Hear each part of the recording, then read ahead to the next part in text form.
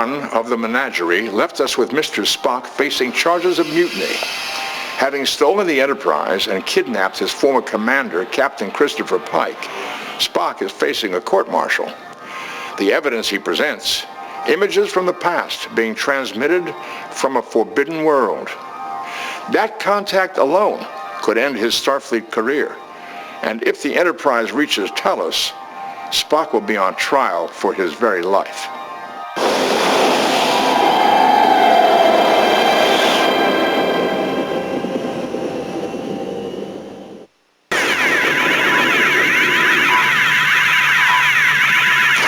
I think one of the reasons fans like to engage with Star Trek, and here talking about the original classic Trek, is that it wasn't perfect, and fans and all of the hundreds and thousands of fanzine stories that have been written try to go in there and fix what they see as the gaps and the contradictions, the misogyny, the unconscious racism that's there in Star Trek. Oh, have I introduced Miss Piper, Jim? This is Captain Kirk, Miss Piper. I recognized the captain immediately. A mutual friend described you, sir, Lieutenant Helen Johansson. So they just want to take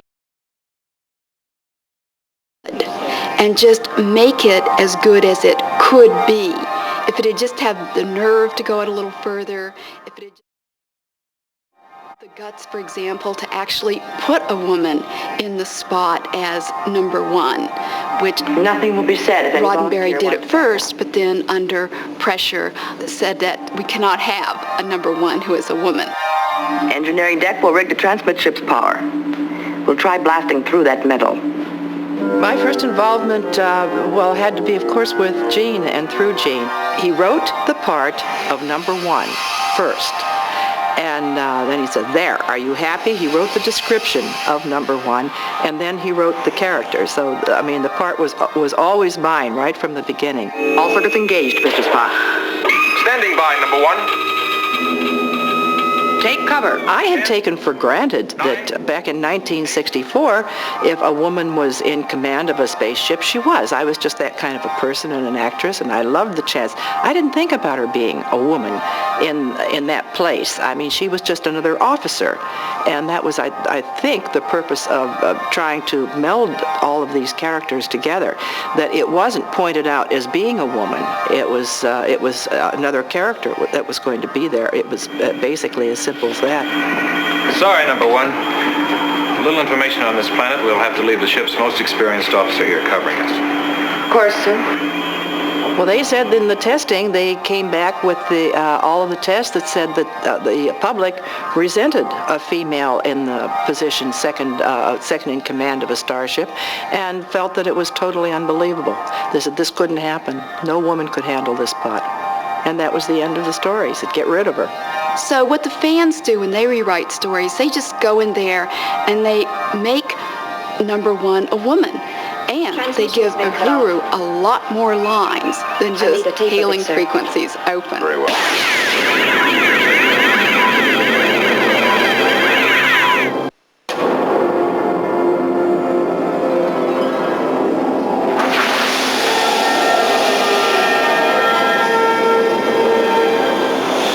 Gene Roddenberry created the Menagerie as a framework to get the previously unaired pilot, The Cage, on the screen. NBC had rejected The Cage back in 1965, claiming that it was too cerebral.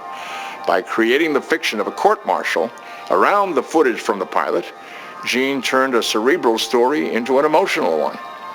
It must have worked. The Menagerie won the 1966 Hugo Award for Best Dramatic Presentation.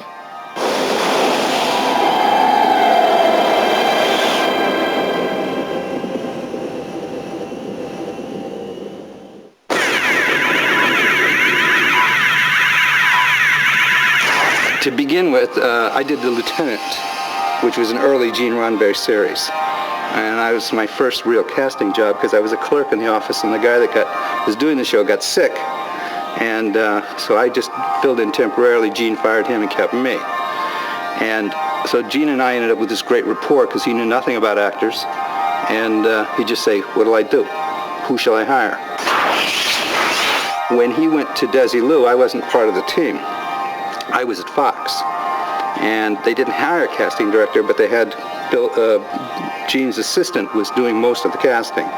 Called me up, said, we're in trouble. I said, I've got a job. So what I would do is give them a list of actors for each of the parts, and then send it over there, and they'd call the people out, and then they'd start to break it down, and then we would discuss. Turns out Leonard Nimoy had done a lieutenant. Captain Pike, may I remain for a moment? I was just looking for tall, skinny guys for a Vulcan who had some kind of menace to them, and Leonard was just one of a bunch of guys. Sir, contact with an object. Joining, sir. I had done a lieutenant. Michelle Nichols had done a lieutenant. So most of the casting was from the previous series. Well, you all know the situation. We're hoping to transport down inside the Chalosian community. Major Barrett was a friend of Gene's at the time. DeForest Kelley was an actor who had worked on a Ziv police movies, those B movies, of which Gene Roddenberry was a technical advisor because he was a cop at the time and a fledgling, he was beginning to write. We're discussing tactics. Do you realize what this really comes down to? Millions and millions of lives hanging on what this vessel does next. Or on what this vessel fails to do, Doctor. Yes, well, gentlemen, the question still remains. Can we engage them with a reasonable possibility of victory? And Shatner was like a very prestigious, up-and-coming actor in those days with his appearance in Judgment at Nuremberg. Someone's interfering with my command and my ship. I don't know who it is, but I mean to find out. Even you. He was a network choice because his series was canceled. Network didn't like Jeffrey for whatever reason, which I don't think I ever knew the reason, and they just replaced him. And I was still at Fox at this time. And it's when they picked up the show with Shatner and not Jeffrey, they called me up and asked me if I'd come over and head casting for them.